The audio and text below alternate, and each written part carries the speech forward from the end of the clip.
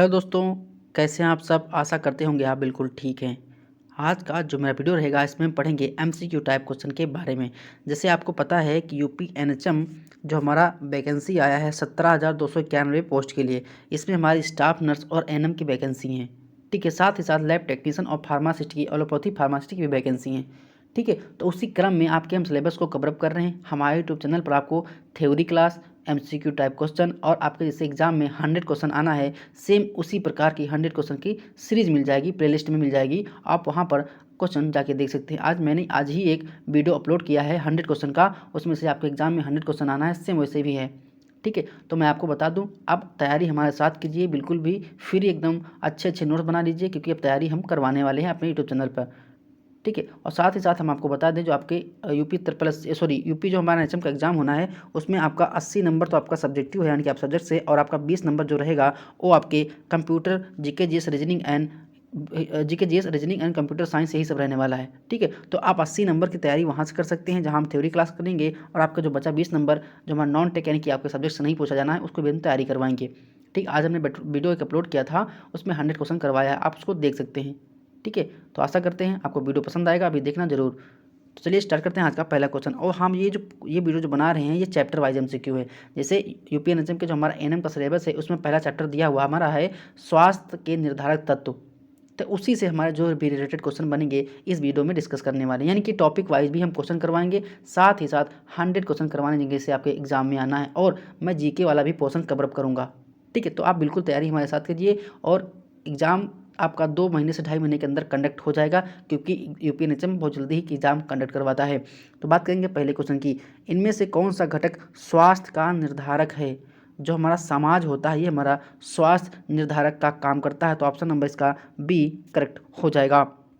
Next है, इनमें से कौन सा कारक स्वास्थ्य का निर्धारक नहीं है। स्वास्थ्य का निर्धारक नहीं है, तो देखो अनुशासन होता है हमारा स्वास्थ्य को निर्धारक नहीं, बल्कि जैविक कारक, पोषण और सामाजिक वातावरण हमारे निर्धारक तत्व होते हैं, लेकिन नहीं कह दिया, तो यहाँ पर ऑप्शन नंबर डी, हमारा option number D is the right answer. Next है, आनुवांशिकता संबंधी जानकारी के समग्र रूप को किस नाम से जाना जाता है। आनुवांशिकता संबंधी जानकारी के समग्र रूप को किस नाम से जाना जाता है, उसे हम जीनोम की संज्ञा देते हैं। यानी कि जो जीनोम होता है हमारा अनुवांशिक होता है। क्या होता है? अनुवांशिक होता है, तो ऑप्शन नंबर इसका ए करेक्ट हो जाएगा। नेक्स्ट हमारा है, अनुवांशिक विज्ञान की नींव किसने डाली थी। सभी लोग जानते हैं, जो हमारे अनुवांशिक है, ये हमारे ग्रेगर जॉन मेंडल साहब ने बताया था कि अनुवांशिक का, देखो कहीं पर अनुवांशिक का नियम देखने को मिल जाएगा कि अनुवांशिक का नियम किसने दिया था। तो अनुवांशिक का जो नियम दिया था हमारा ग्रेगर जॉन मेंडल साहब ने दिया था। इन्होंने क्या किया था, मटर के पौधों पर क्या किया था, अपना रिसर्च किया था। तो ऑप्शन नंबर ए हमारा करेक्ट हो जाएगा। नेक्स्ट है, मानव जीनोम में लगभग कितने जीन होते हैं। मानव जीनोम में लगभग कितने जीन होते हैं, तो लगभग 30,000 जीन होते हैं, तो option number D is the right answer. Next है, सामाजिक निर्धारकों की 5 व्यापक श्रेणियों में क्या शामिल नहीं है। क्या शामिल नहीं है, आपको क्वेश्चन पूरा पढ़ना है, जल्दबाजी बिल्कुल भी नहीं करनी है, आपको एग्जाम में भी जल्दबाजी नहीं करनी है। आप अगर 100 क्वेश्चन आएंगे तो आप यकीन मानिए आप उसको 30 से 35 से 40 मिनट में कर डालेंगे, ये जानिए। ठीक है, तो सामाजिक निर्धारकों की 5 श्रेणियों में क्या शामिल नहीं है, क्वेश्चन पूरा पढ़ना है। तो यहाँ पर शामिल जो नहीं होता है वो हमारा नैतिक स्वरूप नहीं शामिल होता है। बाकी जो शामिल क्या होता है, सामुदायिक संदर्भ, सामाजिक शैक्षिक वातावरण, और हमारा पड़ोस यानी कि जहाँ पर हम रह रहे हैं वहाँ का एनवायरनमेंट, वहाँ का सोशल कल्चर कैसा है, ये डिपेंड करता है। लेकिन शामिल नहीं होता हमारा नैतिक स्वरूप, तो ऑप्शन नंबर सी हमारा करेक्ट हो जाएगा। नेक्स्ट क्वेश्चन है, सामाजिक आर्थिक स्थिति को निर्मित करने वाले प्रमुख तत्वों में से कौन सा शामिल नहीं है। कौन सा शामिल नहीं है, तो हमारा होता है मानसिक स्तर ही हमारा शामिल नहीं होता है। लेकिन समाज में जो स्थिति होती है, व्यवसाय भी होता है, शिक्षा भी होती है, आर्थिक होता है, लेकिन मानसिक स्तर क्या है, हमारा इंडिविजुअल हो गया, तो ऑप्शन नंबर बी हमारा सही हो जाएगा। नेक्स्ट है, सामाजिक दूरी का मानक कितना होता है। सामाजिक दूरी का मानक कितना होता है, तो आप इसको हंसी के रूप में याद कर लीजिए कि 2 गज दूरी बहुत ज़रूरी। कोरोना वाला 2 गज दूरी बहुत जरूरी, तो इस क्वेश्चन का जो राइट आंसर होगा हमारा 2 गज हो जाएगा। ये हमारी सामाजिक दूरी का मानक होता है, 2 गज दूरी बहुत जरूरी।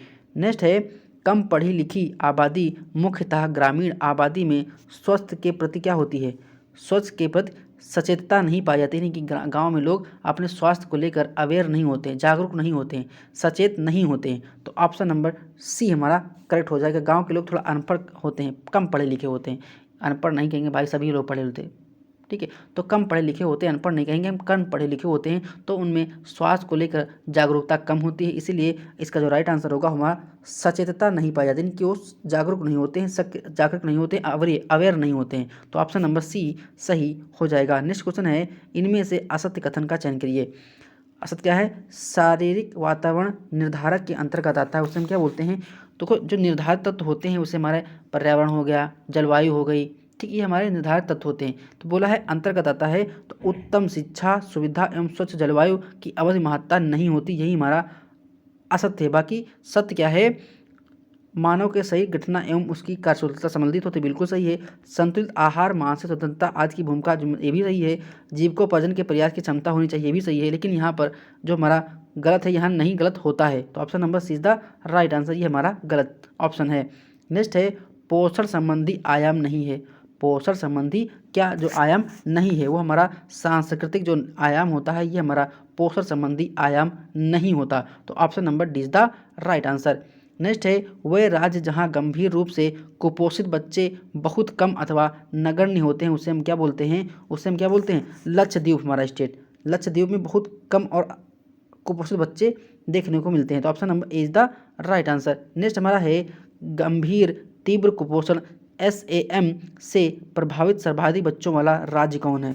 यहाँ पर सबसे ज़्यादा लड़के जो हमारे कुपोषित रहते हैं, वो हमारे option number B Uttar Pradesh हो जाएगा। Option number B is the right answer. Next है, सतत विकास लक्ष्य SDG 0 हंगर के तहत किस वर्ष तक सभी प्रकार के भूख एवं कुपोषण को समाप्त करने का लक्ष्य रखा गया है? तो हमारा जो लक्ष्य रखा गया है वो 2030 तक रखा गया है। जैसे हमारा मलेरिया उन्मूलन का लक्ष्य क्या है? 2025 है, वैसे हमारा सभी प्रकार को कुपोषण से भारत को कुपोषण मुक्त भारत कब तक बनाना है? हमारा 2030 तक बनाना है। तो ऑप्शन नंबर सी हमारा करेक्ट हो जाएगा। नेक्स्ट है, आमतौर पर किस वर्ग के माध्यम से स्वस्थ जीवन शैली अर्जित की जाती है? तो हमारी जो अर्जित होती है, तो वो माता पिता सहकर्मी, ये भी बिल्कुल सही है। समूह मित्र या स्कूल द्वारा, ये भी सही है। मीडिया के साथ बातचीत करेंगे, ये भी सही है। तो option number D, A, B, C तीनों होते हैं। तो option number D is the right answer. Next है, एक महिला स्वास्थ्यकर्ता के रूप में निम्नलिखित में से कौन से गुण व कौशल व्यवहारिक रूप से होने चाहिए जो कि व्यक्ति के स्वास्थ्य निर्धारक में सहायक होते हैं? तो कौन से शामिल होना चाहिए? देखो, कार्य के प्रति ईमानदारी होना चाहिए, बिल्कुल सही है। सहानुभूतिपूर्ण व्यवहार, यानी कि आपका जो बिहेवियर वो अच्छा होना चाहिए। मानसिक व शारीरिक रूप से स्वस्थ होना चाहिए, ये भी सही है। रोगी के प्रति सतर्कता होनी चाहिए, यानी कि अलर्टनेस होनी चाहिए, ये भी सही है। नम्रतापूर्ण व्यवहार एवं कंप्यूटर साक्षर होना चाहिए, तो ये भी होना चाहिए। तो महिला स्वास्थ्यकर्ता की हमारी सारी जिम्मेदारी होनी चाहिए। तो ऑप्शन नंबर देख लीजिए, सारे इसमें सही हैं। तो option number A, B, C, D तथा E सभी। तो option number D is the right answer. ये सारे स्वास्थ्यकर्ता कार्यकर्ता की एक जिम्मेदारी और कार्य होने चाहिए। नेक्स्ट है, नेत्रदाह, खांसी एवं छाती में जलन आदि का सही पर्यावरणीय कारक क्या है? यानी कि आपके नेत्र में, यानी कि आपकी आंख में दिक्कत हो, खांसी आ रही है, छाती में जलन है, तो क्या होगा? वहाँ पर आपको ओजोन परत का क्षरण क्या होता है? ये हमारी ओजोन का जो परत जो क्षरण हो रही है, परत का जो क्षण, जो हमारी ओजोन परत है उसका क्षरण हो रहा है, इसलिए हमारी आंखें खराब हो रही हैं, खांसी आ रही है, ऐसी चीज़ें देखने को मिलती हैं। तो ऑप्शन नंबर इसका 17 का जो हमारा ऑप्शन नंबर हो जाएगा वो ए पार्ट हो जाएगा। क्या हो जाएगा? ओजोन परत का क्षरण। नेक्स्ट हम देखेंगे अनिद्रा। देखो यहाँ पर आप ये क्यों बोले? देखो, ध्वन से आपकी जो आँख नहीं खराब होती, कान खराब होते, मर्दा से कोई मतलब नहीं है, जल से क्या होगा?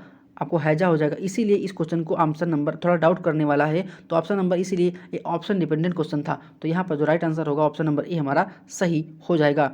नेक्स्ट हमारा अनिद्रा रक्तचाप में वृद्धि तथा तंत्रिका संबंधी रोग का सही पर्यावरण कारक, यानी कि आपको नींद नहीं आ रही है, आपका ब्लड प्रेशर ऊपर नीचे हो रहा है और तमाम तंत्रिका संबंधी रोग होते हैं, तो उसका जो कारण होता है वो क्या होता है? ध्वनि प्रदूषण होता है। भाई, जब बहुत आपके खोपड़ी पे कोई डीजे ला के बजा देगा तो आपको नींद आएगी? नहीं आएगी। और जो हमारे बीपी के पेशेंट होंगे, अगर उनकी खोपड़ी पे आप साउंड बजा देंगे तो उनका क्या होगा? बीपी ऊपर नीचे होने लगेगा। तो इसका जो राइट आंसर होगा ऑप्शन नंबर बी हमारा सही हो जाएगा। नेक्स्ट है, प्रदूषित वातावरण में किस आकार के कणिका तत्व मानव के श्वसन तंत्र में सीधे सीधे प्रवेश कर जाते हैं? तो जब हमारे, देखो, जब हमारा पर्यावरण बहुत दूषित होता है, तो अगर 10 माइक्रोन से कम आकार के कोई कण होंगे तो श्वसन तंत्र द्वारा, अगर आप मान लो कोई, मैं आपको बता रहा हूँ कोरोना वायरस है और इसका मान लो कोई कोई आपके बगल में खांस छींक दिया तो उसके एयर ड्रॉपलेट अगर 10 माइक्रोन से कम होंगे तो आपके नाक के थ्रू, मुंह के थ्रू आपको जब सांस लेंगे तो अंदर चले जाएंगे। तो इसीलिए कहा गया है अगर वो ड्रॉपलेट यानी कि जो जब से आपके पास जो छींक रहा है, ठीक है, उस छींका तो उसके मुंह से थूक निकला तो एयर में उड़ता रहता, आपको दिखाई नहीं देगा क्योंकि 10 माइक्रोन से कम है। तो जब दिखाई नहीं देगा और आप उसके बगल में खांस रहा है तो आप जब सब सांस लेंगे तो वो जो वायु में जो ड्रॉपलेट छोड़ दिया, यानी कि खांसा तो थूक के कुछ एयर उड़ते रहते हैं, तो वो ड्रॉपलेट बोलते हैं उनको, तो बिंदुक बोलते हैं। तो आप सांस लेंगे तो आपके सही सली के अंदर चले जाएंगे, तो उसका साइज होता है वो हमारा होता है 10 माइक्रोन से कम, तभी वो एयर में उड़ते रहते हैं। तो ऑप्शन नंबर सी हमारा करेक्ट हो जाएगा। नेक्स्ट है दुर्लभ बीमारियों की इलाज हेतु वित्तीय धनराशि का प्रस्ताव किस योजना के तहत किया जाता है? तो उस योजना के तहत हमारा है राष्ट्रीय आरोग्य निधि योजना। तो ऑप्शन नंबर इसका ए करेक्ट हो जाएगा।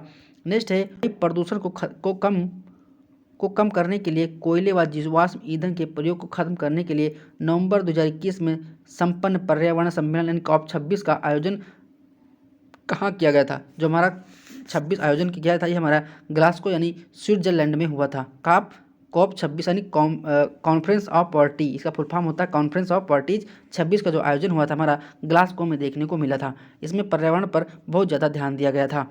नेक्स्ट हमारा है